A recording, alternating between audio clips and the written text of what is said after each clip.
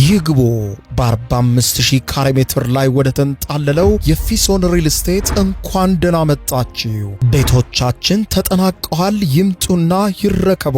በተንጣለለው የፊሶን መንደር ታውን ሃውስ፣ ቪላና አፓርትመንት እንደ ምርጫው አቀርበናል። ዘመናዊና ቅንጡ አፓርትመንቶቻችን ከባለ 1 እስከ ባለ 3 መኝታ ተሰናድተዋል። እርሶን ይጠብቃሉ። የከርሰ ምድር ውሃ፣ ለተለያዩ ፕሮግራሞች የሚሆን ሰፊ ቴራስ፣ 24 ሰዓት የማይቋረጥ ተጠባባቂ ጄኔሬተር፣ ሰፊና አስተማማኝ የመኪና ማቆሚያ፣ የደህንነት ካሜራ ጨምሮ ይሄ ቀረሽ የማይባል ዘመናዊና ቅንጡ አፓርትመንት። ምርጫው ቪላ ከሆነ ደግሞ የተሟላና በ340 ካሬ ሜትር ላይ ያረፈ በውስጡ 6 መኝታ ቤቶች፣ 7 መታጠቢያ ቤቶች፣ 2 ሳሎን፣ 1 ባህላዊና 1 ዘመናዊ ኩሽናዎችን በውስጡ ያቀፈ ቤትም አለን። ታውን ሃውስስ ቢሉ በፊሶን መንደር ምን ጠፍቶ 5 መኝታ ቤት፣ 6 መታጠቢያ ቤትን፣ 1 ባህላዊና 1 ዘመናዊ ኩሽና አካቶ በ190 ካሬ ላይ ያረፈ 2 መኪና ማቆም የሚያስችል ሰፊ ግቢ ያለው የፊሶን መንደር። ይምጡ፣ ዛሬውኑ የቤት ባለቤት ይሆኑ። በ0952 78 78 78 ወይም በ0952 79 79 79 ላይ ሃሎ ይበሉን። ፊሶን ሪል ስቴት የርሶ።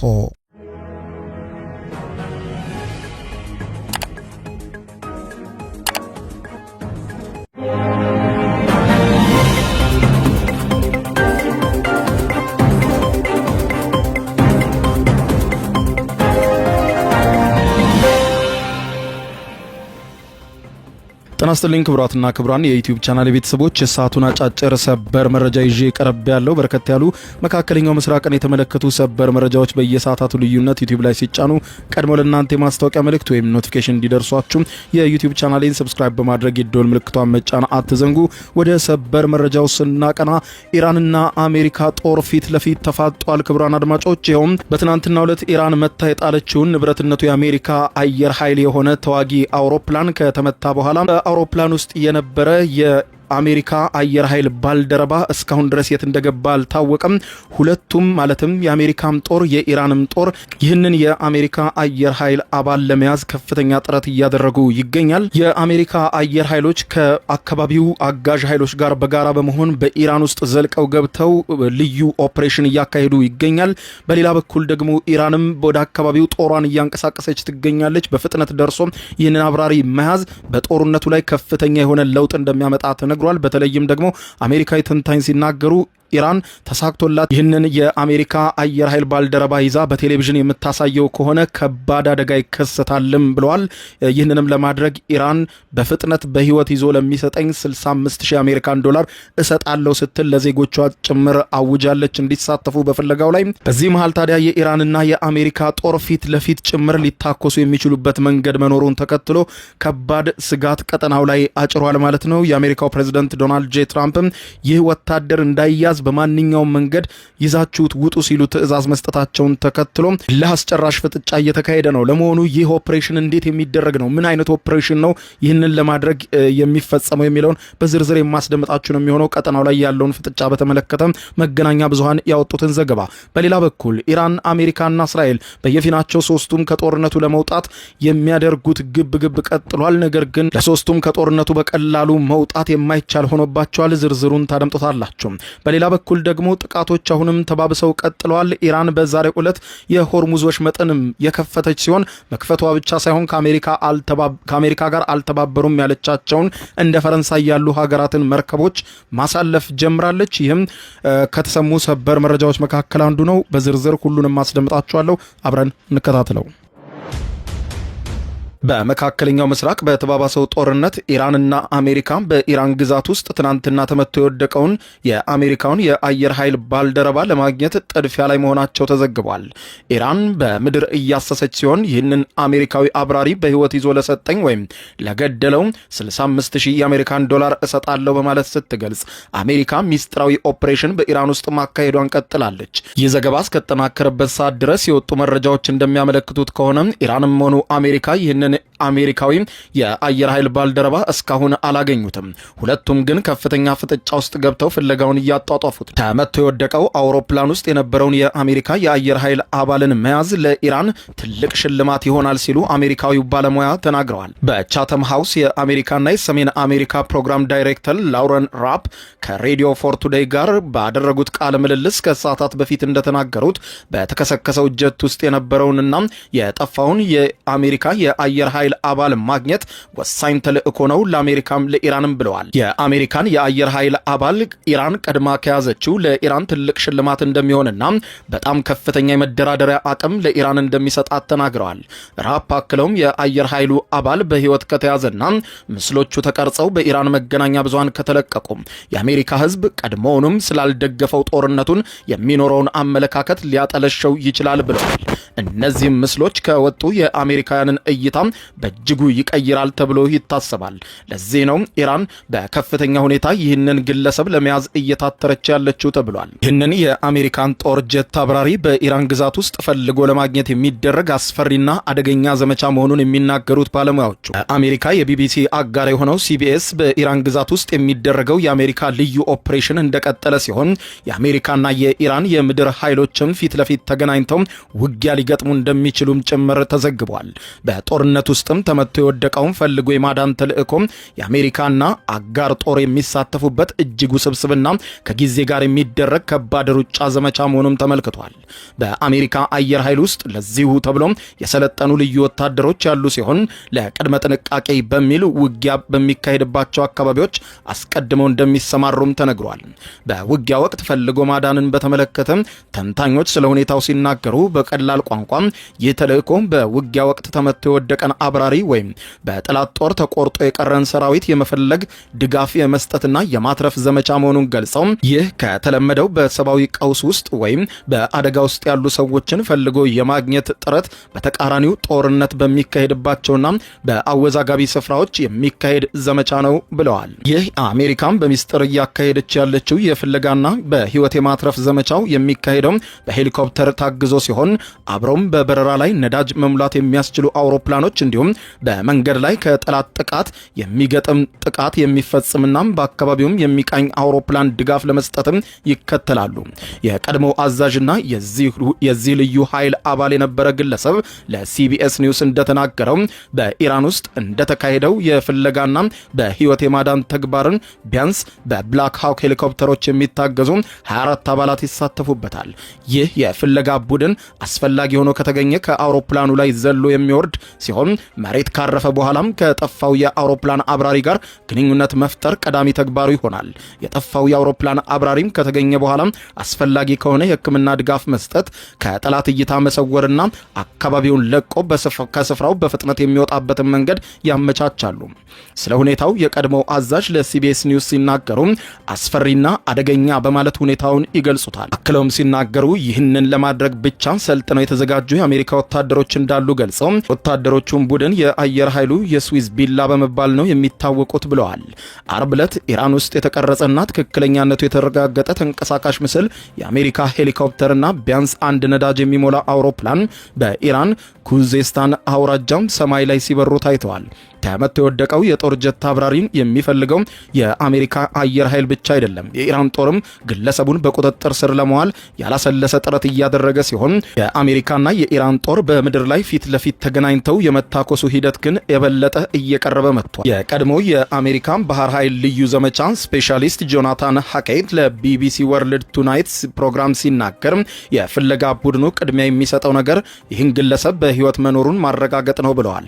ግለሰቡ ለመጨረሻ ጊዜ ነበረ ከሚባልበት ስፍራ በመነሳት ፍለጋቸውን እያከናወኑ ሲሆን ይህ ግን ግለሰቡ በተለያየ ሁኔታ ውስጥ ሆኖ በአስቸጋሪ መልክዓ ምድርና በማያውቀው ቦታ ላይ ውስን በምን ያህል ፍጥነት ሊጓዝ ይችላል የሚለው እየተሰላ በዚያው ልኬት ነው በአካባቢው ፍለጋው እየተከናወነ ያለው ብለዋል። ሃኬት አክለውም ሲናገሩ እንዲህ አይነቱ በህይወት የማዳን ተግባር ምናልባትም በአካባቢው ያሉ ኃይሎችን የመጠባበቂያ እቅድ ለማዘጋጀት በሚል በህይወት የማዳን ተግባሩ ላይ ድጋፍ እንዲያደርጉ ቅርብ ያሉ የአሜሪካ አጋሮችም በሚስጥር የሚሳተፉበት ሆኗል ብለዋል። አሜሪካን ለዚሁ ዘመቻ አጋሮቿን ድጋፍ የጠየቀች መሆኑን መገናኛ ብዙሃን የዘገቡ ሲሆን የትኞቹን አጋሮቿን ድጋፍ እንደጠየቀችና የትኞቹ አጋሮች እሺ ብለው በዚህ ሚስጥራዊ ዘመቻ ውስጥ እየተሳተፉ እንዳሉ ባይታወቅም ከሰዓታት ጋር ግብ እየፈጠረች አሜሪካ ወታደሯን ለማግኘት በከፍተኛ ፍጥነት እያሰሰች እስካሁን አሜሪካም ሆኑ ኢራን የደረሱበትን ሁኔታ ያላሳወቁ ሲሆን በጉዳዩ ላይ ስቴታቸውን የሰጡ አንድ ከፍተኛ የአሜሪካን ባለስልጣን ሲናገሩ ይህ ጉዳይ ከፍተኛ ሚስጥራዊነት የሚጠይቅና በፍጥነት እየተደረገ ያለ ዘመቻ በመሆኑ ጉዳዩ ዝርዝር ከጨረስን በኋላ ነው የምናሳውቀው። መገናኛ ብዙሃን ይህንን ጉዳይ ብታዘገዩ ጥሩ ነው ብለዋል። ይህ በዚህ እንዳለ በመካከለኛው ምስራቅ በቀጠለው ጦርነት ተዋጊ ሀገራቱ ከዚህ ጦርነት የሚወጡበት መንገድ ከወዲሁ እያነጋገረ ይገኛል። በዚህ ጦርነት መነሻ መሪዋ አያቶላ አሊ ካሚኒን ጨምሮ በርካታ ከፍተኛ አመራሮች የተገደሉባትና ግዙፍ የኒውክሌርና የኃይል መሰረተ ልማቶቿ የሚሳኤል ክምችቶችና ጣቢያዎቿን ኢላማ ተደርገው ከባድ ውድመትና ጥቃቶች የተፈጸሙባት ኢራን ለአሜሪካና እስራኤል ጥቃት በአጸፋው ከ90 በላይ ዙር የሚሳኤል ጥቃት ወደ እስራኤልና ወደ ቀጠናው የገልፍ ሀገራት መተኮሷን የሚያስታውቁት ዘገባዎች ሁኔታው ለኢራን እንደ ማንኛውም ቀላል ጦርነት የሚታይና በቃም የሚያበቃ ጦርነት ሳይሆን ይልቁንም የህልውና ጉዳይ ነው ሲል ጦርነቱ ከተጀመረበት ጊዜ አንስቶ ኢራን በከፍተኛ አመራሮቿ እንዲሁም በመሰረተ ልማቷ ላይ ከፍተኛ ውድመት ማስተናገዷን በማንሳት የአሜሪካና እስራኤልን ጥቃት ዓላማው የኢራንን አገዛዝ ብሎም ወታደራዊ አቅሙን ማዳከም የነበረ ቢሆንም በታቀደው ልክ የኢራንን ወታደራዊ አቅም ማጥፋት እንዲሁም በስልጣን ላይ ያለውን አገዛዝ ማስወገድ አለመቻሉ ኢራን ከዚህ ጦርነት መልስ አሜሪካና እስራኤል የጦርነት እቅዳቸውን ማሳካት እንዳልቻሉ ከማሳየትም ባለፈ ይህንን ትልቅ መልእክት እንደ መንደርደሪያ ቁልፍ ልትጠቀመው እንደምትችል አስታውቀዋል።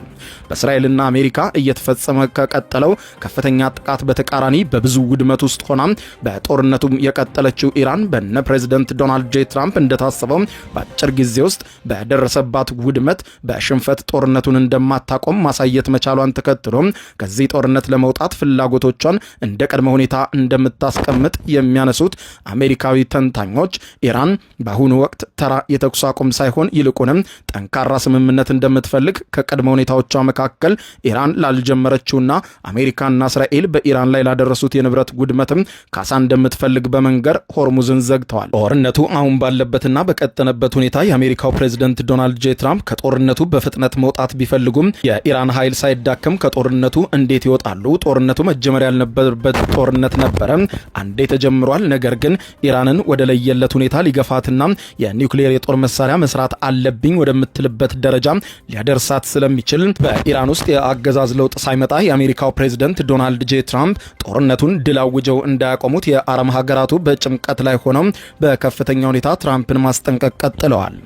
ትራምፕ ግን በአቋማቸው የጸኑ ሲሆን ምናልባትም አውዳሚ የሆነ ከባድ ጥቃት በተከታታይ ሳምንታት ፈጽመው ከጦርነቱ ወጥቻለሁ የሚምሉበትን መንገድ እያቀዱ እንደሚመስል ዎል ስትሪት ጆርናልን ጨምሮ ሌሎችም መገናኛ ብዙሃን ስለ ሁኔታው እየገለጹ ነው።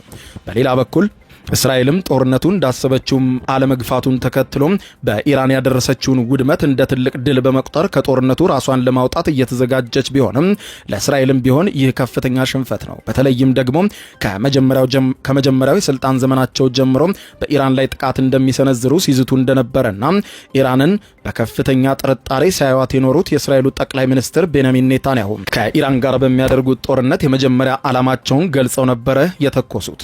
ዓላማቸውን መካከል በኢራን ውስጥ የአገዛዝ ለውጥ ማምጣትና ከኢራን ጋር በሰላም መቀጠል የሚለው ነው። ነገር ግን በኢራን ውስጥ የአገዛዝ ለውጥ ማምጣት ሳይቻል ቀርቷል። እንዲያውም ኢራን ከአንድ ወር ተሻግራ ዛሬም ድረስ እየተኮሰች መሆኑም በከፍተኛ ሁኔታ አሳሳቢ ሆኗል። ስለዚህም በእሳቸውም ድሉን አውጆ ጦርነቱን ማቆም አማራጫቸው ቢሆንም ነገር ግን ይህንን ማድረግ ከፍተኛ መዘዝ ይዞባቸው ይመጣል። ከውስጥ ፖለቲከኞች ከፍተኛ ትችት እየደረሰባቸው የሚገኙት ቤንያሚን ኔታንያሁ ጦርነቱን በድንገት ቢያቆሙ ኢራን የበለጠ ተጠናክራና ምናልባትም እንደዛተችው የኒውክሌር የጦር መሳሪያ ታጥቃ ለቀጣዮቹ ጊዜያትም ለእስራኤል ከባድ ስጋት ሆና ልትቀጥል እንደምትችል መነገሩን ተከትሎ ከፍተኛ ስጋት አለ። በዚህ ሁሉ መሃል ደግሞ አውሮፓና አፍሪካን ጨምሮ የመላው ዓለም ኢኮኖሚ በከፍተኛ ፍጥነት እየላሸቀ ይገኛል። የነዳጅ ማጣሪያዎችም ስራቸውን እየከወኑ አለመሆናቸው፣ በቀጠናው የባህር ላይ እንቅስቃሴ ሙሉ በሙሉ መገታቱ፣ ከሆርሙዝም በተጨማሪ የቀይ ባህሩ መሸጋገሪያ ባቤል መንደብም እንዲሁ ስጋት ውስጥ መግባቱ የቀጠናው ሀገራትን ይበልጥ እንዲጨነቁ እንዳደረጋቸው መገናኛ ብዙሃን ጽፈዋል። በሌላ በኩል ጥቃቶች በጦርነቱ ቀጠና አሁንም የቀጠሉ ሲሆን ኢራንም ከጠላቶች ጋር አልተባበሩም ያለቻቸውን ሀገራት መርከብ እየመረጠች በሆርሙዝ ወሽመጥ በዛሬው ዕለት ማሳለፍ ጀምራለች። እስራኤል የኢራንን ሚሳኤል ማከማቻዎች መምታቷን የገለጸች ሲሆን በዱባይ መቀመጫውን ያደረገው የኦራክል ህንጻም ጥቃት እንደተፈጸመበት ተዘግቧል። የእስራኤል ጦር ዛሬ ረፋዱን ባወጣው መግለጫም በኢራን ላይ በፈጸመው መጠነ ሰፊ የአየር ድብደባ የኢራንን የአየር መከላከያ ዘዴዎችና ሚሳኤል ማከማቻዎች መምታቱን አስታውቋል። ኢላማ ከተደረጉት ቦታዎች መካከልም በኢራን አብዮታዊ ዘብ የሚተዳደሩ ጸረ አውሮፕላን የሚሳኤል ማከማቻዎች፣ የጦር መሳሪያ ምርምርና ልማት ተቋማት የሚጠብቁ የደህንነት ጣቢያዎች እንዲሁም የባላስቲክ ሚሳኤል ማምረቻና ማከማቻ ስፍራዎችም እንደሚገኙበት ተዘግቧል። በሌላ በኩል በዛሬው ዕለት በዱባይ የኢንተርኔት ሲቲ በሚገኘው የኦራክል ኩባንያ ህንፃ ላይ በሰማይ ላይ ከተመታ ጥቃት የወረደ ፍንጥርጣሪ ጉዳት እንዳደረሰበት ተመልክቷል። ባለስልጣናቱ እንደገለጹት ከሆነ በፍንጥርጣሪው ምክንያት በሰው ላይ የደረሰ ጉዳት ባይኖርም የኦራክል ህንፃ ግን ስብርባሪው መጥቶታል ብለዋል። ይህ በዱባይ የሚገኘው የአሜሪካ ኩባንያ ህንፃ ጥቃት የደረሰበት የኢራን አብዮታዊ ዘብ በዱባይ ላይ የሚገኙ የአሜሪካ መስሪያ ቤቶችን አጠቃለው ማለቱን ተከትሎ የተሰነዘረ ከባድ የአጸፋዊ ጥቃት ነው የተባለው። በሌላ በኩል ኢራን ሆርሙዝን የከፈተች ሲሆን ከአሜሪካ ጋር አልተባበሩም ያለቻቸውን ሀገራት መርከቦች እያሳለፈች ነው። ከአሜሪካ ጋር አልተባበርም በማለት ከአሜሪካ ጋር እስከ ጸብ የደረሰችው ፈረንሳይ በባለቤትነት የያዘችው የቃጫኝ መርከቧ በሆርሙዝ ወሽመጥ በኩል ማለፉ ተዘግቧል። አሜሪካና እስራኤል ከኢራን ጋር ጦርነት ከከፈቱ ከአንድ ወር በኋላ ባለቤትነቷ የፈረንሳይ የሆነችው መርከብ በሆርሙዝ ወሽመጥ በኩል አልፋ የሆርሙዝ ወሽመጥ መከፈቱ አረጋጋጭ ሆኗል። የማልታን ሰንደቅ ዓላማ የምታውለበልብና ባለቤትነቷ የፈረንሳይ ሲጂኤም የተባለ ድርጅት የሆነች ቃጫኝ መርከብ የሆርሙዝን ወሽመጥ ማቋረጧን የማጓጓዣ ድርጅቶችን የሚያስተዳድረው BMF የተባለ ሚዲያ ዘግቧል። የመርከቧ ባለቤት የሆነው ድርጅት ግን በጉዳዩ ላይ አስተያየት መስጠት አሁን አልችልም ሲል አስተባብሏል። ጦርነቱ ከተጀመረ ወዲህ በምዕራብ አውሮፓ ኩባንያ የምትተዳደር መርከብ ወሽመጡን አቋርጣ በማለፍ የመጀመሪያ እንደሆነች የመርከቦች እንቅስቃሴን የሚተነትነው ኪፕለር አረጋግጧል። ምንም እንኳን ኢራን የጠላት ያልሆኑ መርከቦች የውሃ መስመሩን መጠቀም እንደሚችሉ ብታውጅም በበርካታ መርከቦች ላይ ጥቃት መድረሱና እየተካሄደ ያለው ጦርነት በወሽመጡ በኩል ያለውን መደበኛ እንቅስቃሴ አውኮታል። የክትትል መረጃዎች እንደሚያሳየው ከሆነ ባለቤትነቷ የፈረንሳይ የሆነች ቃጫኝ መርከብ በወሽመጡ በኩል ያለፈችው ወደ ኢራን ከሚወስደው የውሃ መስመር በተቃራኒ በኩል ባለውና በኦማን የባህር ዳርቻ አጠገብ ተጠግታ ነው ተብሏል። መርከቧ የጫነችው ምን እንደሆነ አልታወቀም። የተፈጥሮ ጋዝ የጫነች የጃፓን መርከብም በሆርሙዝ ወሽመጥ በኩል ማለፏን የሀገሪቱ ግዙፍ የመርከብ ኩባንያ MOL ዛሬ ማለዳ አረጋግጧል። የመርከቧ እንዲሁም የሁሉም የመርከበኛ ቡድን አባላት ደህንነት ተረጋግጧል ብሏል ድርጅቱ። የሰራተኞቻችንን የጭነትና የመርከብ ደህንነት ላይ ቅድሚያ ሰጥተን መስራታችንንም እንቀጥላለን ሲል አስታውቋል። የአሜሪካው ፕሬዝዳንት ዶናልድ ጄ ትራምፕ አሜሪካ የሆርሙዝ ወሽመጥን ልትከፍት እንደምትችል ቢናገሩም አጋሮቻቸው ይህንን ለማድረግ ድጋፍ ባለመስጠታቸው ብስጭታቸውን ሲገልጹ ቆይተዋል። ከትንሽ ጊዜ በኋላም የሆርሙዝ ወሽመጥን በቀላሉ እንከፍታለን፣ ነዳጁንም እንወስዳለን፣ ከዚያም ሀብት እንፈጥራለን፣ ይህም ለዓለም ትልቅ ደስታ ይሆናል፣ የኢራንን ነዳጅ እየቀዳን ለዓለም እናዳርሰዋለን ሲሉ ትራምፕ በትሩዝ ሶሻል ማህበራዊ ሚዲያ ገጻቸው ላይ ማጋርተዋል። 1/5 የሚሆነው የዓለም ነዳጅና የተፈጥሮ ጋዝ ከባሕረ ሰላጤው ሀገራት የሚጓጓዘው በሆርሙዝ ወሽመጥ በኩል ነበረ። ሆኖም ይህ ወሳኝ መስመር የካቲት ወር መጨረሻ ላይ ጦርነቱ ከጀመረ በኋላ የታገደ ሲሆን ወደ 200 የሚሆኑ መርከቦች እንቅስቃሴያቸው ተገድቦ ውሃ ላይ መቅረታቸውን የደህንነቱ መስሪያ ቤት አረጋግጧል። በወሽመጡ በኩል የሚደረገው እንቅስቃሴ በመስተጓጎሉ የዓለም የነዳጅ ዋጋ በከፍተኛ ሁኔታ እየናረ ሲሆን ከፍተኛ የሆነ የዋጋ ግሽፈትም በተለያዩ ሀገር ተመዝግቧል። ከግጭቱ በፊት ከነበረው ሁኔታ ጋር ሲነጻጸር በወሽመጡ በኩል የሚደረግ ጉዞ ሙሉ በሙሉ ባይቆምም የትራፊኩ እንቅስቃሴ 95 በመቶ ቆሟል። ቢቢሲ ቬሪፋይ መጋቢት ወር ላይ በሰራው ትንታኔ ወደ 100 የሚጠጉ መርከቦች ማለትም በቀን ከ5 እስከ 6 መርከቦች በሆርሙዝ ወሽመጥ በኩል ማለፍ ችለዋል። ከነዚህ መርከቦች መካከልም 1/3 የሚሆኑት ከኢራን ጋር ግንኙነት ያላቸው መሆናቸውን ቢቢሲ ቬሪፋይ ያረጋገጠ ሲሆን ሌሎችም ደግሞ እንደ ፓኪስታንና ህንድ ያሉ ሀገራት መርከቦች ናቸው ተብሏል። ክቡራን አድማጮች ለሰዓቱ ብታደምጧቸው መልካም ናቸው ያልኳቸው አጫጭር መረጃዎች የሰማችኋቸው ናቸው። ከሰዓታት በኋላ በሌላ መረጃ ተመልሰን እስከምንገናኝ በያለንበት የዓለም ዳር ቸር እንቆይ። የዩቲዩብ የስኬት ሚስጥሮችን በዝርዝር የያዘው የአቤል ብርሃኑ የወይኗ ልጅ መጽሐፍ ሁለተኛ እትም በገበያ ላይ። ዩቲዩብ ለመጀመር በአጭር ጊዜ ስኬትን ለመቀዳጀት አስበዋል? ዩቲዩብ ብጀምር ስንት ብር አገኘሁም ብሎ አስበዋል? እንግዲያውስ በዩቲዩብ 2 የወርቅ 3 የብር ሽልማቶችን ያገኘው የአቤል ብርሃኑ የወይኗ ልጅ የዩቲዩብ ሚስጥሮች መጽሐፍ በዝርዝር ሁሉንም ያብራራሉታል። ዛሬውኑ ገዝተው ህልሞን እውን የሚያደርጉበትን የዩቲዩብ የስኬት መንገድ ይጀምሩ። በሀገር ቤት አከፋፋይ አዲስ አበባ ሜክሲኮ ኮሜርስ መጽሐፍት መደብር። በውጭ ሀገራት ለምትገኙ ከአማዞን ላይ ብታዙ በቀናት ውስጥ ደጁ ይደርሳል። የአማዞን ሊንኩን እዚህ ቪዲዮ ኮሜንት ላይ ያገኙታል። የዩቲዩብ ሚስጥሮች ዘመኑ ጋር ተፈላጊ መጽሐፍ።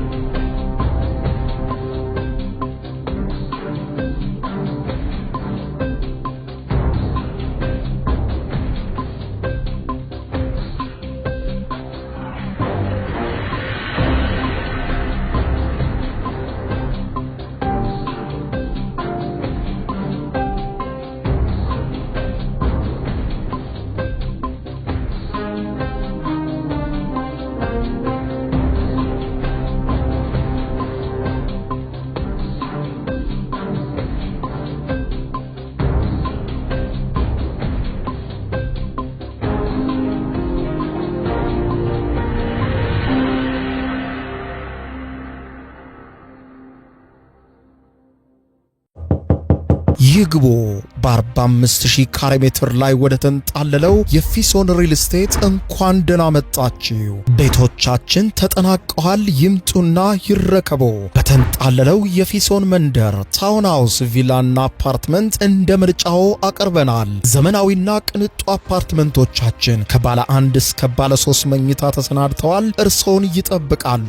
የከርሰ ምድር ውሃ፣ ለተለያዩ ፕሮግራሞች የሚሆን ሰፊ ቴራስ፣ 24 ሰዓት የማይቋረጥ ተጠባባቂ ጄኔሬተር፣ ሰፊና አስተማማኝ የመኪና ማቆሚያ፣ የደህንነት ካሜራ ጨምሮ ይሄ ቀረሽ የማይባል ዘመናዊና ቅንጡ አፓርትመንት። ምርጫው ቪላ ከሆነ ደግሞ የተሟላና በ340 ካሬ ሜትር ላይ ያረፈ በውስጡ 6 መኝታ ቤቶች፣ 7 መታጠቢያ ቤቶች፣ 2 ሳሎን፣ 1 ባህላዊና 1 ዘመናዊ ኩሽናዎችን በውስጡ ያቀፈ ቤትም አለን። ታውን ሃውስስ ቢሉ በፊሶን መንደር ምን ጠፍቶ 5 መኝታ ቤት፣ 6 መታጠቢያ ቤትን፣ 1 ባህላዊና 1 ዘመናዊ ኩሽና አካቶ በ190 ካሬ ላይ ያረፈ 2 መኪና ማቆም የሚያስችል ሰፊ ግቢ ያለው የፊሶን መንደር። ይምጡ፣ ዛሬውኑ የቤት ባለቤት ይሆኑ። በ0952 78 78 78 ወይም በ0952 79 79 79 ላይ ሃሎ ይበሉን። ፊሶን ሪል ስቴት የርሶ